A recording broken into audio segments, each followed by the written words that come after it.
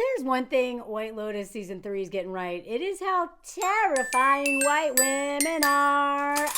Oh my God, this lady scares the crap out of me. All I think about when I see her is this book. If you are a white woman and you haven't read this book and you want to understand why I talk a lot about white women and how scary we read this, okay? Because the whole like Southern Belle, just a night, like this woman, Parker Posey is playing this woman a little too perfectly. You know, she's she's like the non-doll version of this puppet I use all the time. But like is super violent, you know, especially when she like when you catch her doing stuff like this.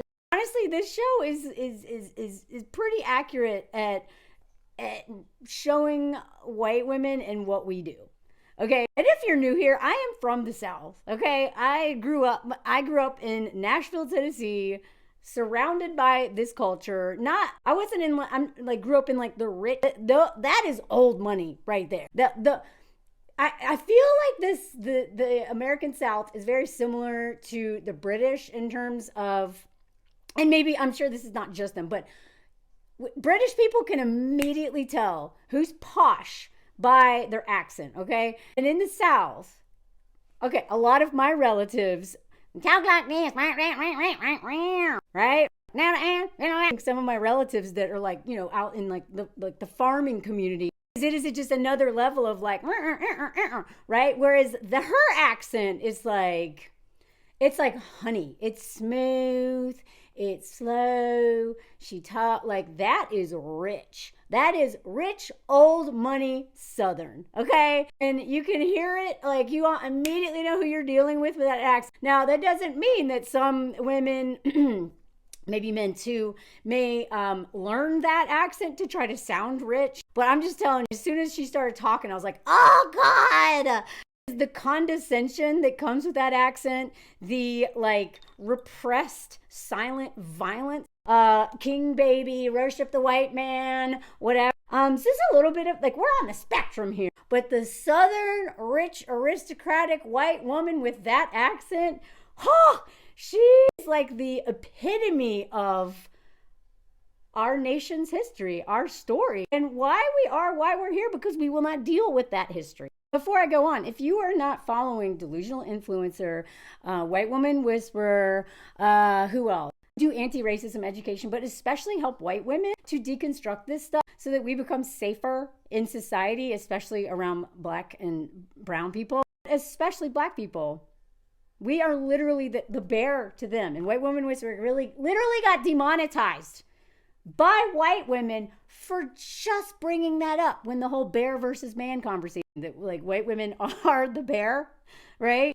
So that I also want to point out Rose Hackman's great book. She actually talks a lot about some of the stuff that was talked about in Stephanie Jones Rogers' book, They Were a Property. Rose has at least one chapter that goes into that, but she talks a lot about submission intuition, because we like to talk about women's intuition, but this is not just what women do. Women do it all the time with men, right? But children do that with adults. Employees and interns will do that to a boss. My husband used to work for a big gastronomy thing, and he had some very terrifying bosses. And that's the first time he really understood emotional labor, and in terms of like being scared of someone with power who's threatening you all the time. And so you have to like read the room. As soon as you're like, oh, what mood are they in?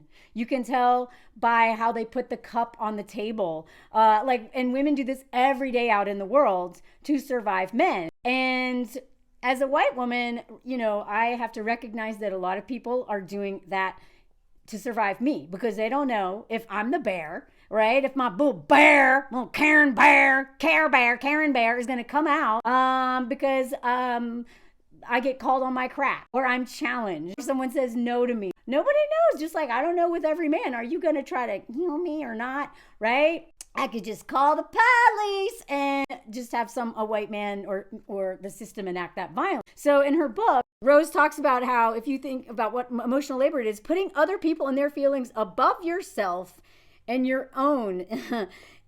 It's like serving. If you're a wait staff, as a waitress, I constantly was like, oh my God, you're such a dick. But hey, can I get you anything else? Oh, you're hitting on me, but I can't act like you are, right? Emotional labor, one person serves the emotions of another.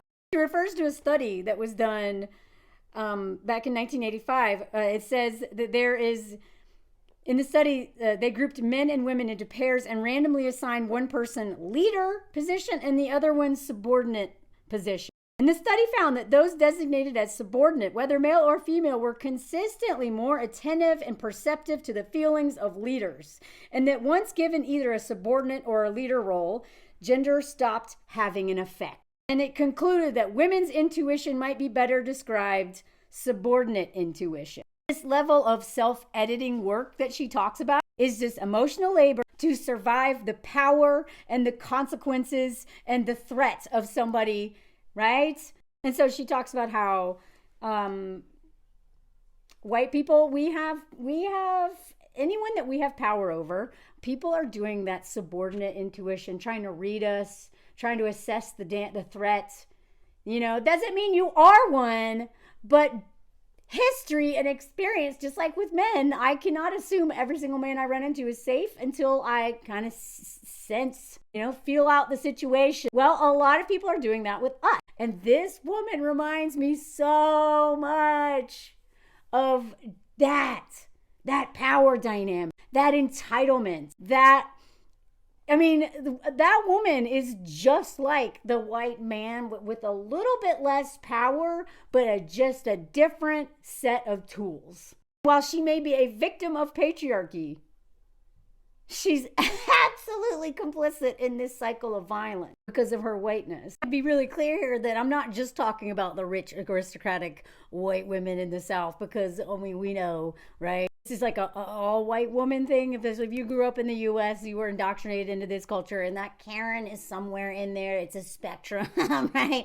I'm saying that this ground zero is the old money rich white women from the South, to me. Maybe I'm wrong. I don't know. It doesn't mean that they're more violent necessarily, but they are more powerful. They enact violence, right? And if you read They Were Her Property and other books, the white Southern women weren't just, drinking mint julep on the porch and just, they were not the benevolent characters that we had taught in all these stupid movies like Gone with the Wind and stuff. Like white Southern women who enslaved people were not BFFs with people they owned. They were terrorists, terrorized them. They did all kinds of stuff. And as this thread also talks, 40% of enslaved people were owned by women. White women who owned people were not gentler. They were not like this, maternal kind. They're brutal. And also they were savvy business women, because as that book that I mentioned talks about, they couldn't have property like money except for human property. Okay, so they owned people and they inherited people. So to lose people, then that risked them losing money. So that at the end of the day, white women who owned people did not want to lose that money and power and privilege. It's a deal with the devil, and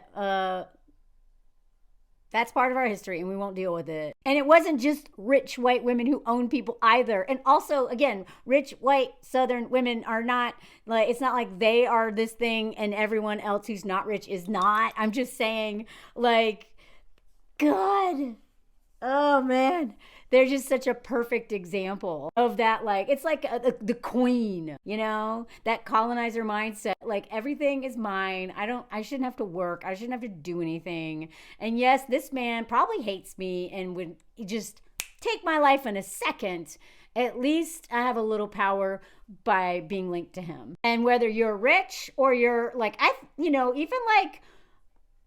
it was so widespread in the South that you didn't have to be rich to own people. But I knew a few girls who came from this background. You know, usually like Belle Meade in Nashville is where a lot of that old money is like centralized. And I actually met a friend here in France who grew up in that. And her and I can speak a language that other people can't speak because I have been around moms like hers. Okay. Not many, but some of them I had met, and the way they talk and the way, I mean, it is so, there is a level of this silent, they are speaking so much subtext, so much body language, so much tone. They communicate so much in how they say things, and you have to have like a translator. And that's why,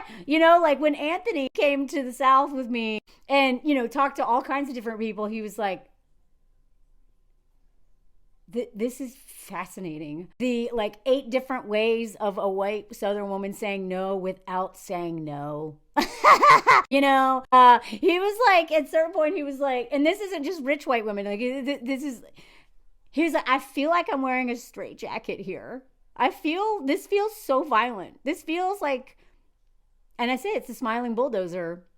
It's the quiet violence. It's the, you can energetically feel that even though they're smiling and they're doing this,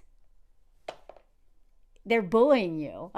And she is so good at this because this is next level. When I talked to my friend who was raised in Belle Meade, when she explains things to her mom, I was like, oh my God, that is like the next level example of like power move by a white woman. And yet the funny thing is, she's not that different from this woman, who I'm guessing is maybe not old money. Like this woman is like one level down of like all the things, but maybe not as rich. And then she's like one level down, but like knows this is messed up. And then she's like one level down from that, is like, this is super messed up. But she's still hanging around in circles of like what goes on in this friend group. Like even from the first episode, I was like, oh my God, this is what it's like to be friends with white women who are not deconstructing this like backstabbing. And Delusional Influencer talks about this. White Woman Whisperer talks about this all the time. So please, I highly suggest following. And also Delusional Influencer, if you have not checked out her GoFundMe, she got in a car accident and lost all of her car totaled, and her lost all of her DEI contracts for doing this amazing work she does. So if you have any appreciation for my work, give it to her today. The link is in her bio on her page, and I'll try to see if I can put it here too. But I actually learned from them something that I'd always known but I couldn't articulate, is this violence between white women. And when you see the way they're talking so much crap about each other, like especially when you have a friend group of 3, you know, like the way white women police.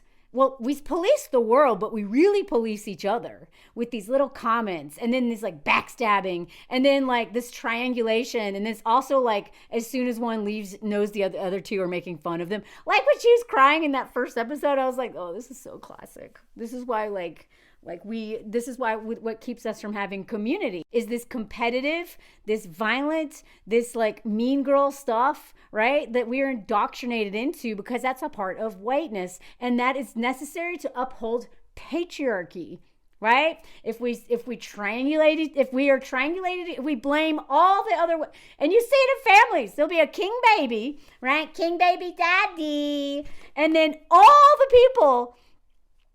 He will triangulate all the people against each other, right? And then the mom, if she hasn't deconstructed any of that stuff, she will be just as complicit in his violence for not protecting her children from him, right? Because she centers him over her own children and her own safety, right? But that's part of the indoctrination. This is life and death work we have to do. So there's other people who've talked about this scene when she is exposed. I mean, I could have predicted that she was a Republican, right? Because of the way she carries herself, the way she's policing people, questioning people like a little cop, just seems very condescending and judgmental. And I'm kind of surprised that she's surprised. But then again, a lot of times when we're not really doing this really deep work, we are shocked when we start seeing how indoctrinated we are and our community of other white women are. And it's really hard to look at. And she's really shocked. But, she lives in LA, the other one lives in New York, and the Republican lives in Texas with a Republican man, and they both voted for Trump. I also want to say that a lot of people like her and her friend, they, instead of being like, okay, how can I help change this system, will just be like, I'm better than you because you're racist and you voted for Trump and I'm not, right? So this is how liberal white women can be very dangerous, is because we think that just because we're doing any work, then that means that we are never responsible for ever being a Karen, ever. And that's a very dangerous mentality. The same way the nice guy thinks that they could never be misogynist. They could never, ever be complicit somehow because they're nice and they're a feminist and they care about women, right? They took a women's studies class. They've read one book. They've read bell hooks and realized, we suffer from this too. But then they always feel like they suffer the most. Anyway, this moment where they are both just like, okay, she doesn't seem to understand why we're upset, and now we just got to pretend like there's no problem. They're just going back to normal stuff, and then just talk crap behind her back. And she doesn't seem to think there's a problem, although she knows deep down. This is such a lonely reality that white women live in when we're in this it's been called white on white violence. Like, we are so violent with each other. And then when we don't deal with it, we become a threat and a violence out in the world, right? Now, if you are new here and you're a white woman, don't go off in my comments because I'm going to block you or hide your comments. Just listen. Pause before you type some nonsense so you don't humiliate yourself, or go journal. Just listen. I know it's hard stuff to hear, but the truth will set you free. It just might ruin your day. Another great place to start if you're new to this work is this book. Another old classic is this one by Angela Davis, Women, Race, and Class. It's an older book, but it's a good one. A more current book, Hood Feminism, also a great book. I have a lot of books on my Kindle, but I get the real books now. They are literally erasing history. You can't download books on Kindle anymore, so I'm buying them now. No more Kindle for me. By the way, I also want to talk about this scene where she just mentions that her brothers used to terrorize her. Your Uncle Babe would fly out of nowhere and pin me to the ground and hock a string of spit, dangle it between my eyes till he'd finally suck it up. And of course, her awful, terrifying son is going to be just like her brother, who already is her brother. This man is so terrified. He's like, ha! I gotta do a whole, I don't know if I can even talk about this man. He's so scared. But he's also just the classic prince baby, right?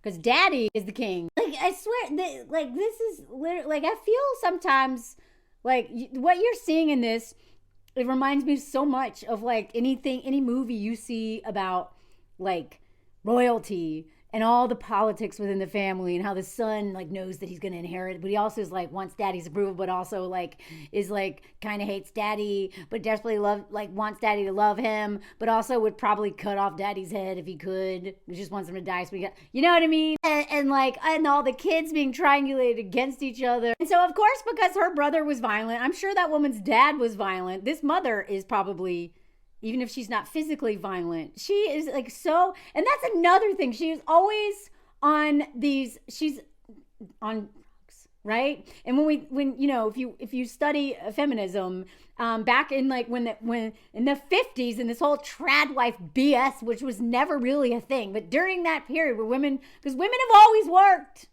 Very few women have ever not worked. And even when they're not working, they're still doing emotional labor, which is work, right? They're still doing all this invisible or free labor. But even when they didn't work outside the home during this one period of time, they were all on drugs. They're bored out of their mind. And this woman is so... And she wants her husband to take it. That is just what's so funny. It's this mother is so dangerous to her own children and herself. And she's like, I hated him for years. Of course, now we're close. Can you imagine? God, I feel so lucky I never had a brother.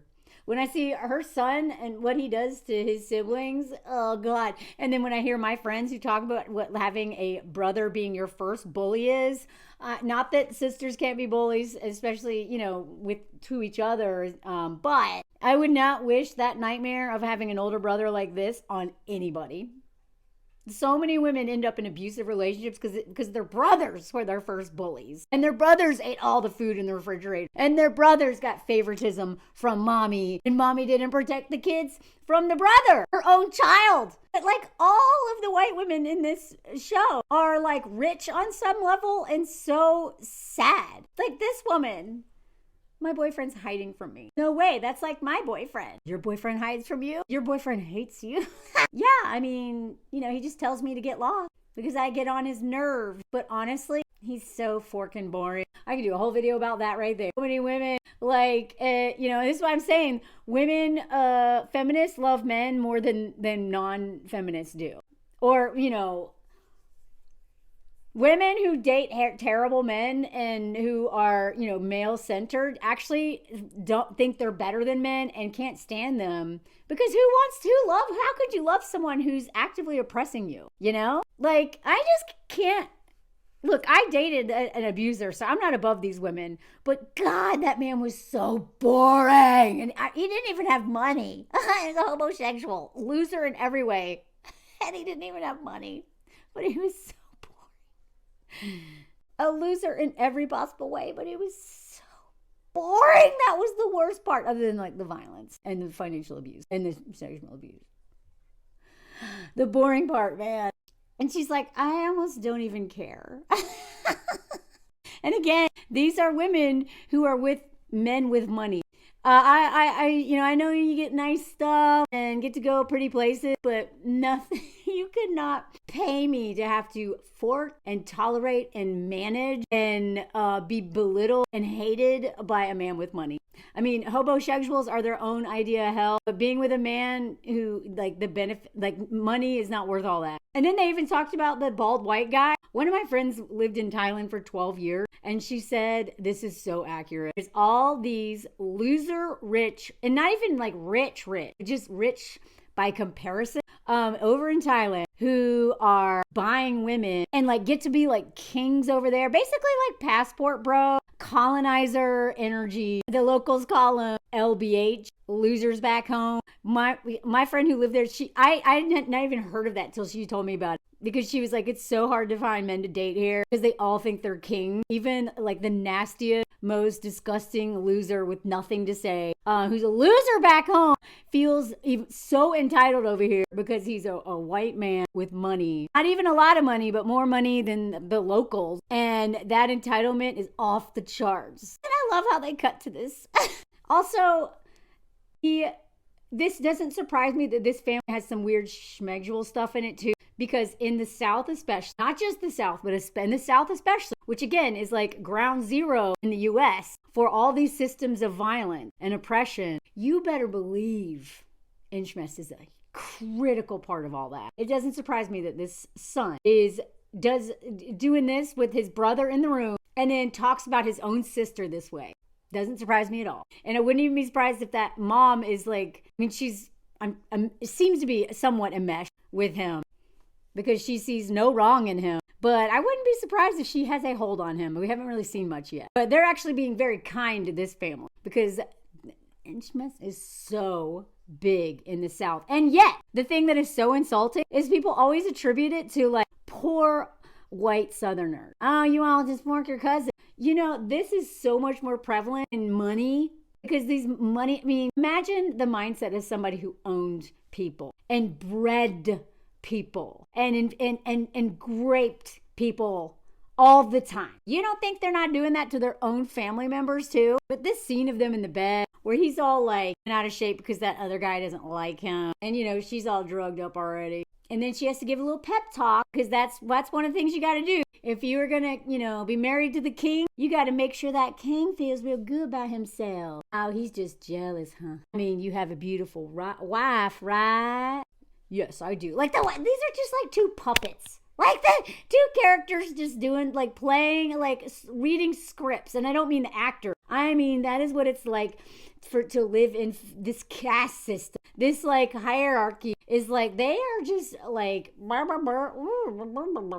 most beautiful wife who adores you. And you have 3 perfect children who worship you because you're a king, have amazing career. And what does he have? Cirrhosis, lung cancer, some bimbo he met on the internet. Like the way that these people don't just think, they know they are better than everyone there. Better than all the rich people there. Definitely better than like people who are literally paying the same price for their room. They're better than them. They need to believe that. So of course she is feels threatened by any woman who is not staying in line. Even though she is no different than the bimbo he met on the internet. They're all schmegs workers.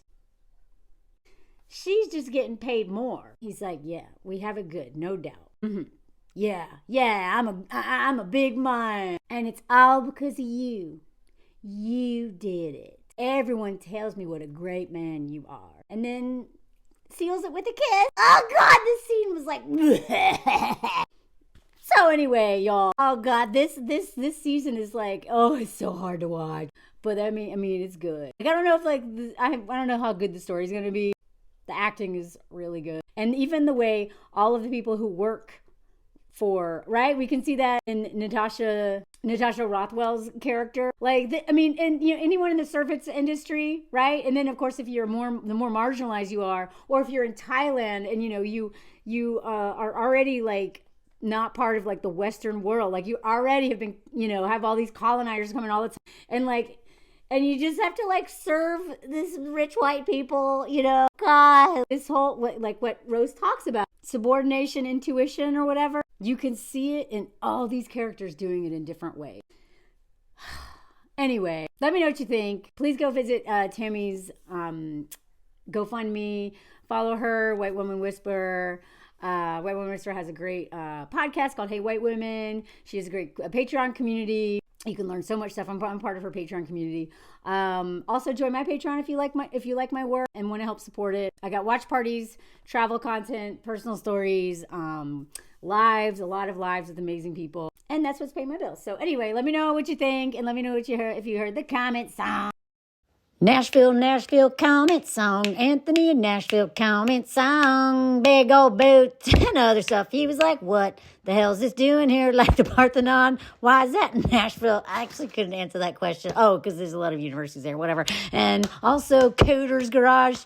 I don't think you got that reference because, you know, Bo and Luke, Duke, Bo and Luke, Duke. Daisy and all these other people, he didn't really get it. Willie Nelson Museum. He's like, okay, cowboy hat, right not? And then restaurants with dead animals all over the wall because violent, whatever. Bibles in the dentist's office. Nashville. Buckle on the Bible belt.